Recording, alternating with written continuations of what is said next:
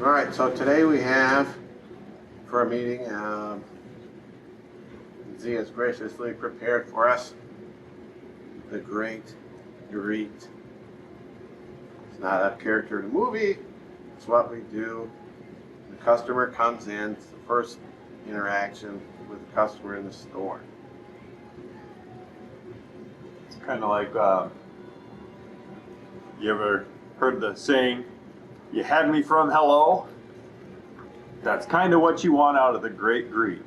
You want to interact with someone in a way that they say, hey, they had me from hello when I walked in that store. That I knew exactly what I felt comfortable. I knew exactly that I was going to get the exact help that I needed. You know, the Great Greet, it sets the tone. You know, if you walk up to a customer and say, what do you want? More than likely, that's going to set the tone that they're going to be like, oh, this is not the place I want to be. If you walk up to them and say, hey, welcome to Rooms and Rest. Guess what? You're going to set the tone that they feel welcome. They're like, hey, we're welcomed here. You know, it seems a little corny, but it sets the tone. It also sets the intention. You know, you walk up to them, welcome to Rooms and Rest. We have our Labor Day sale going on this weekend. We got some good deals. You're setting the intention for your interaction. Hey, we have some sales. You know, we're here. I'm here to help you. Like, what information can I get you? You know, what room are you working on next? You know, or what next? What room are you working on? What are you up to? What's going on? You guys are wet from the rain outside. Sucks out there today, huh? You know, something like that. And like Z says here, it relieves them of fear. They're not like, it's weird, I'm nervous. Even one of our designers who's been coming here for years was nervous about coming in here without her normal design helper that's left our company. And so, and Corey made her feel welcome and greeted her in such a manner that, oh, that's a relief. I was nervous. I thought this would be tough, but it was so easy. So we just want to make them feel at ease when they come in here.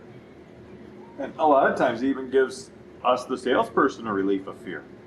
Right? You go up to greet them, and the first thing out of their mouth, you're waiting to expect them to say, what do you have that I can buy right now? Right?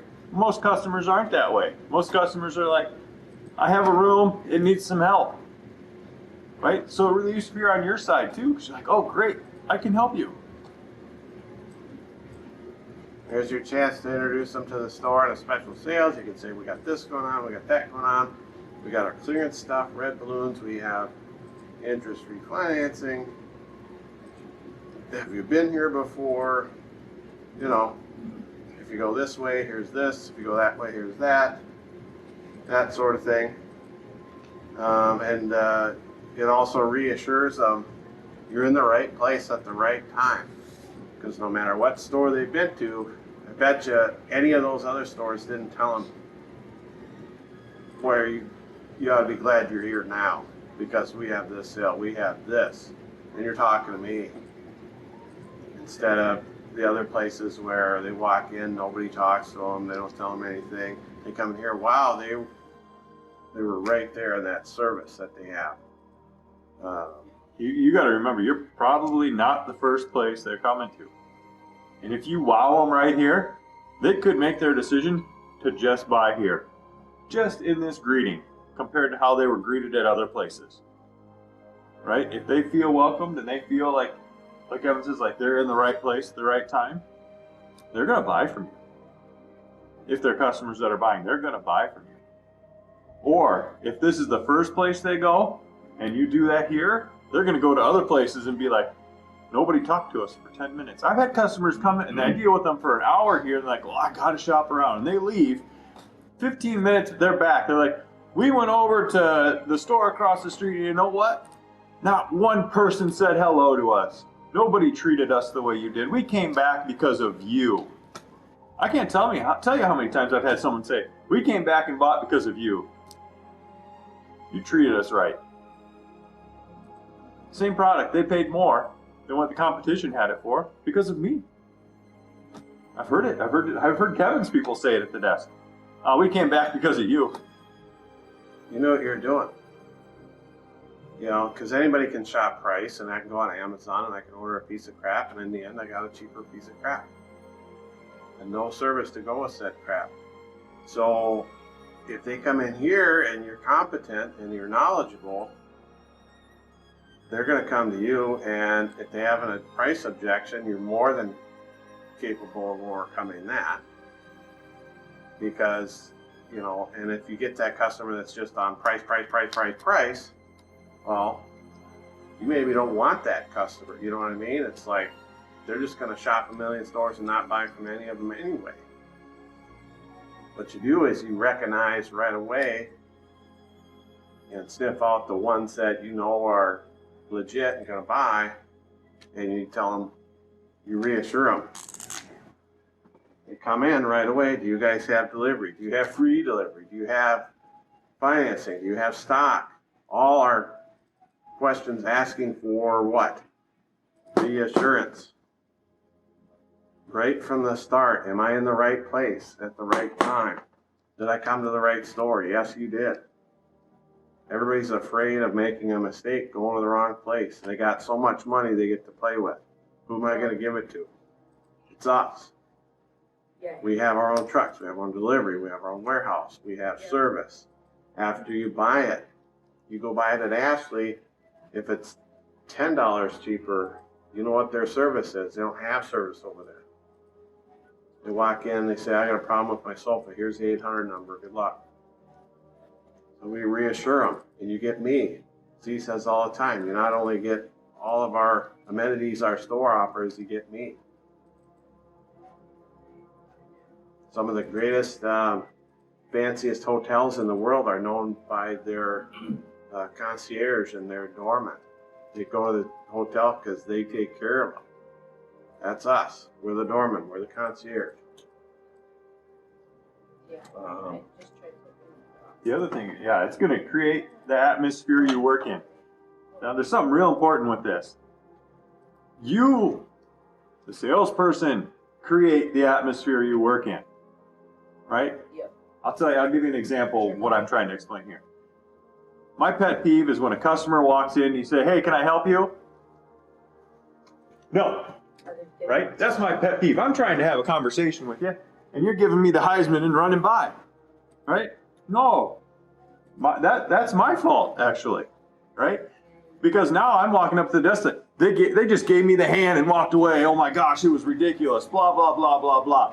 Instead, my mind should be saying, oh man, they just came from some store that beat them up. I'm gonna have to treat them with kids' gloves.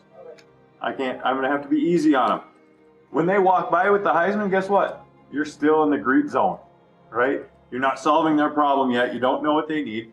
So you're gonna have to fly by again. You're gonna have to go by and talk to them again and try and bring their fear down. You know their fear's high. You can't get mad at them because they walked by. You can't let them set the tone for how your interaction with them is gonna go. Because guess what? They're in here to buy furniture. They wouldn't be in here if they didn't need something. So you have to create the atmosphere you work in. So you're just going to have to try again. Fly by, check on them. Hey, that's a great seller. You know, eventually you'll kind of break that tension a little bit and you'll get a conversation with them. But don't let them set the tone. I've done that for years and it's ruined a lot of sales I probably could have had because I let it bother me. Oh man, they just told me, get out of here. Man, that's just their gut reaction. Some people do the Heisman. Some people say, oh, we're just looking, or we're not buying anything today. We just came in to check out. That's just a gut reaction. I do it when I go to stores. They're going to do it too. So don't let their words create the atmosphere that you're going to work in with them. You create it. Right? So if they say something like that, you're still just in the greet. You just postponed it a little bit. You just have to fly by again. You can be subtle and just kind of let them in on a few things that they probably don't know. You know, I just had a sale yesterday where they were like, oh, we're just looking at sectionals. We're not going to do anything for a while. Da, da, da, da. You know, leave us alone. And I said, well, just so you know, things are taking months and months. So if you're not ready for something for a few months, order it now because you get your place in line. five months from now when it comes in, you'll be happy you have it because that's when you said that your house was going to be done or whatever. And they ordered before they left, you know, and that was just, and they started with all that, just looking, oh no, oh, did you hear about all the shipping delays and the, you know, bringing up stuff like that? Not in a pushy way, but just like, hey, this is what's going on. And oh man, people are scrambling for inventory right now. It's like the housing market. It's not enough houses, too many buyers. Same with furniture. Have you heard about that? That's why it's taking so long. It's not just materials are short. It's the demand is at historic high, at an all-time high. It's not just the materials that are in short supply. The factories can't keep up, and so if you buy now, it's get your place in line, and they're fulfilling orders in order. So if you're ahead of the line, even before people that order on, let's say Monday, they come in Labor Day, wait for the last day, they're behind the people that order today. And so every day I'm telling people, get your place in line, order now.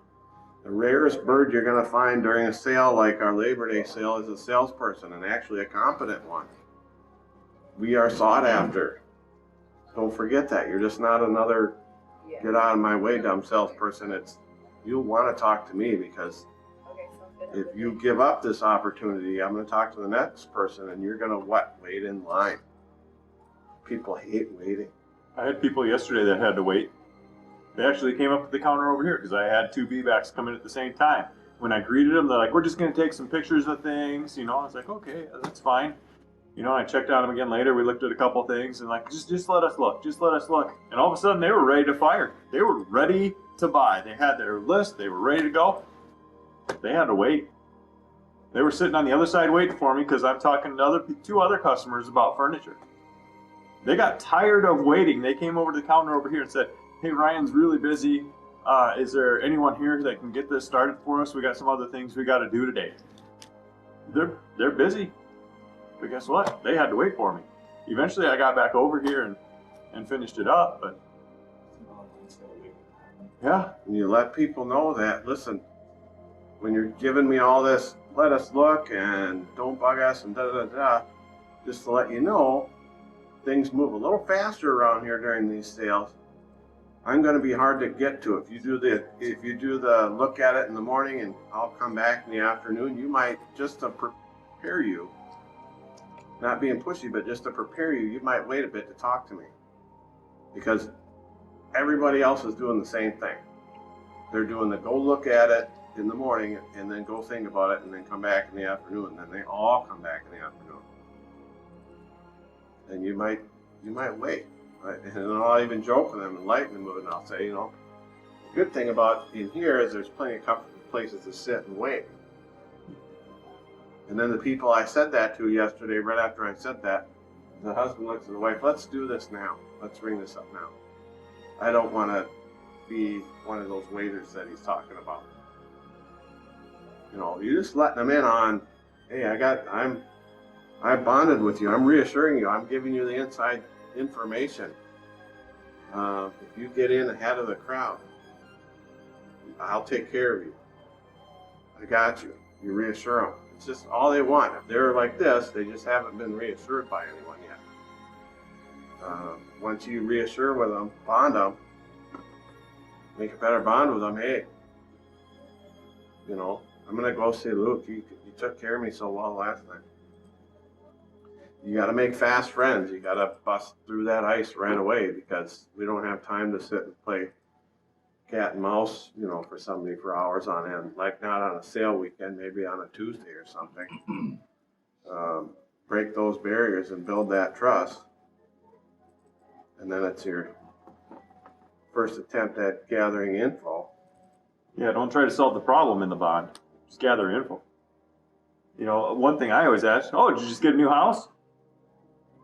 I love asking that because if somebody gets a new house, guess what they want to talk a lot about? Their new house. Yeah, we got a new house. It's not in this neighborhood. Oh man, you should see the backyard. And then, oh man, I have a man cave now. I'm so excited about the man cave. Oh, what are you going to put in there? Oh, we don't know. That's what we're here for. Normally they would say just looking. But because you got bonding and you started asking them one simple question, all of a sudden you're in the door. Now you're best buds. Say something like, for me, if they say something like, "Oh man, I'm gonna make it a den that's all about fishing." Really? What do you fish for? Oh man, we're gonna talk for 10 minutes about fishing before we even buy furniture. Because guess what? They're gonna say, "Oh man," in their mind they're gonna say, "I like this dude. Hey, what would you put in here?" "Oh, I'd put this or I'd put that." Right? Now you're all of a sudden solving the problem. It's such an easy transition if you could bond with them. And if you're having troubles trying to figure out what to ask them, I mean, one, start with hobbies. And that's easy. So many people wear their hobbies on their body, their hats, their shirts, their shoes. You can tell, hey, your hat says racing. You a NASCAR guy? No, NASCAR's dumb. I like Indy cars. Oh, really? Now you got something to talk about. Even if you don't like Indy cars, you're going to learn something about them pretty quick. You don't have to like them. Just ask them one question about them. Who's your favorite? This or blah, blah, blah. Don't go off. Another thing, employment. Where do you work? A lot of people love to talk about where they work and what they do. Or, well, hobbies kind of goes with fun and recreation or vacations. Go anywhere fun this summer? Now that pandemic's over and you could actually leave your house? They'll tell you. Or what have you guys been looking at? What are you looking for? Nothing, we're just looking. All right, well, if you need me, circle back. Because they'll start looking at what they're looking for, and you'll notice I'm looking at something, and they're hovering on something. And so like a fly, we circle back. Isn't that cool? That's got power recline in it. A lot of times you see the husband kind of dragging behind the wife, kind of a common thing. And so sometimes I'll just try to bond with him while she's on her mission. And I'll be like, "So is this the first store you've been drugged through today?" And he'll be like, "No, we were over here, over there, over here." "Oh, what were you looking at those places?" That'll open a whole can of worms, because then the wife jumps in. "I was looking at this and this and this. Do you have anything like that?" "Yeah, for cheaper too. I can get you a deal on it." What did he do just there? He's in the right place. Right Be time. reassured. Do you have this? Yes, we do. At a cheaper price, and we'll take care of you. I sold a split king mattress set the other day, and the guy thanked me, I don't know, 5-6 times, because he goes, "Man, you just saved me about 4 hours, because shopping with her sucks." He points right at his wife, because she would have drugged him, like Cindy calls it, spinning. They're just spinning. All these salespeople, all these choices. What do I do? You got to be the lighthouse in the storm. Like, here's where you go. You want this. I am certain I will take care of you. You're in the right place. I can find it. I can solve your problem. Weirdly enough, hear the reviews online. When people look online and looking for any sort of feedback of what this is, they're looking for the questions and the answers. They're looking for the reviews. They're trying to have somebody tell them what's good, what's bad about it. We're the salesperson telling them that, so it comes down to credibility and connection. Yep. But if you can connect with them, I don't know. That's how I do it. Everybody else is different, but if you can be their friend, then eventually you're their review. You give this a 3-star, you give this a 5-star. Your mileage may vary, but if you can build up your trust or build up your relationship, bullshitting about weather or your basement being your favorite bar, that kind of stuff, then when they're like, what do you think of this one? This thing's a piece of shit. Try that one. You'll hate this thing from what you just told me. Try this. And then they're like, okay, these are the ones we should try, and then they narrowed it down for them, and then let them make a decision. You're the friend and an expert. Right, it's just that, because people are trying to buy online because they want different opinions, and they don't trust those people, but they're like, well, why would they lie? Well, it's because they're paid to leave reviews, but Right. that's a different ball. Yeah, you could tell them what not to buy. Yeah. And I built instant trust with people that have been really icy towards me, and all of a sudden, oh, you don't want that because, no, remember you said your last sofa lasted about a year and it went to hell, and your family is all bigger people, and now you're sitting on a cheaper sofa, and it's just not gonna, that won't hold up. You don't want They that. do say thanks for your honesty. Oh yeah, if it sucks, I'll tell you. Just because we sell it doesn't mean it doesn't suck. Some of this stuff sucks, Yeah. you know? And then, and it might not be right for you. It might be good for the next person. I might get a 20-year-old that just wants it for now, and it's fine for them. But for you, what you want to do, no. But you did all these things to find that out. You got the information. You got the information, what they want to do. And you're reassuring them. I do that in mattresses all the time. The reassurance before we even get back there. It's, what are you looking for? Mattress? Oh man, you are here at the right time because we have our Labor Day sale going on. You can get a discount today. Nodding my head as we walk back to mattresses and haven't even laid on any. They're on sale. Today's the day. How old's your old one? Is it a queen? Is it a king? Oh, we have a king. Oh, it's got to be 20 years old. It does this. Oh, yeah. You got anything that doesn't do that? Yeah. Here, you need this, and this. Sleep on your side? Yeah. I always get a yes on that because at some point you're going to sleep on your side. That's 100% yes answer. Even if you just roll over to get to your other side or your back or your stomach, you will at some point touch your side on that mattress. So if you say, do you sleep on your side? Yes, how'd you know? Yeah. It's like asking, does the bottom of my foot touch the ground when I walk? Of course it does. They're never going to say, no, I sleep on the top of my head. What are you talking about? So, again, this guy knows what he's doing, or gal. He's going to direct me into what I need to, and anybody can walk to the best price, and they'll buy a chime, and they'll hate it. It'll be like that guy that's been calling here for a week and a half on his 12-inch chime that sucks. Screaming at us for warranty on a $300 chime. Had the salesperson done these steps, they would have sold them the right mattress. Yeah, they would have better rapport with the customer. Oh, one thing too, if you're having a hard time connecting with the customer, the customer, oh, we're just looking, and they kind of keep walking, throw out what I call a curiosity. Cool, let me know if you find a red balloon product you like, and then zip it, right?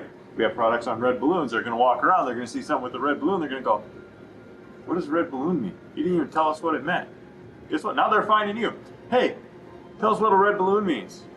Oh, sure. Which one are you looking at? Well, we kind of like this, and it has a red balloon on it. Oh, that means you can take it, and then you start your whole conversation.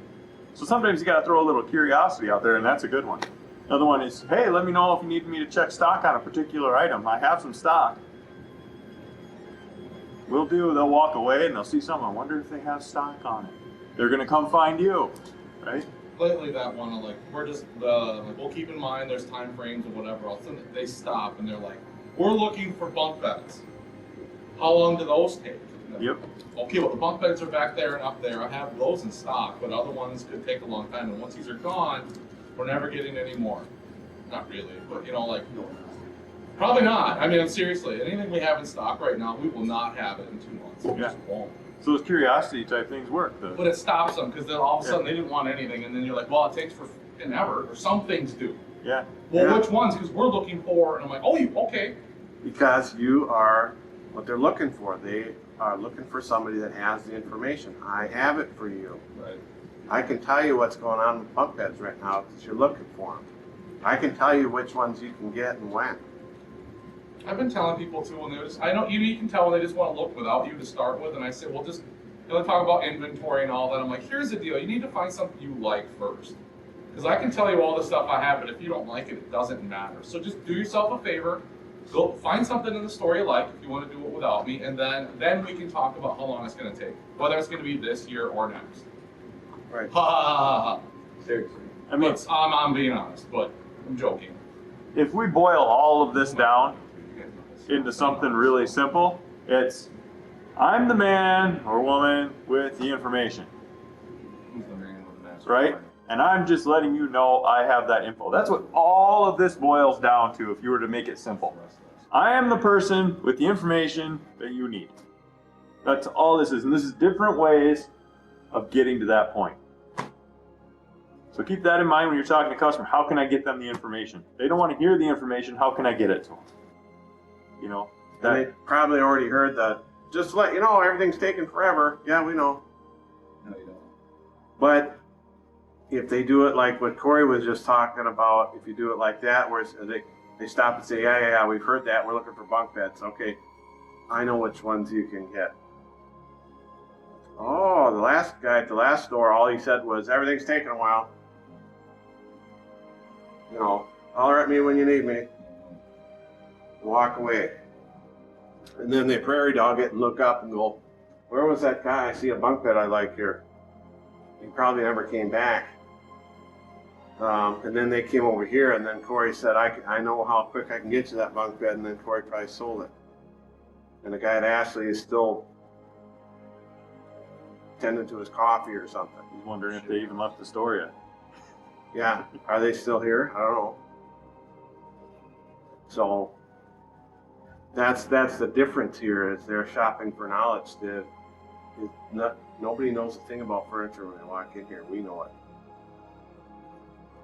You know, that split king set I sold the other guy. The other guy said, "Oh, man, you saved me 4 hours." And the wife goes, "Man, I didn't know there was so much to know. I didn't know it was so complex and so hard to buy a bed." I said, "It's not. That's what we're for. We know all that stuff for you. I don't know how to do brain surgery, but if I needed it, I could go find a doctor that could do it. We're the doctors. They come in here. Find us. Find me when you're ready. I'll take care of you quickly and efficiently. We'll make this easy for you. Painless as possible." I don't mean to pull a knife, but we should probably. That's about all we got for today. That's all we got. Sell stuff. So lots.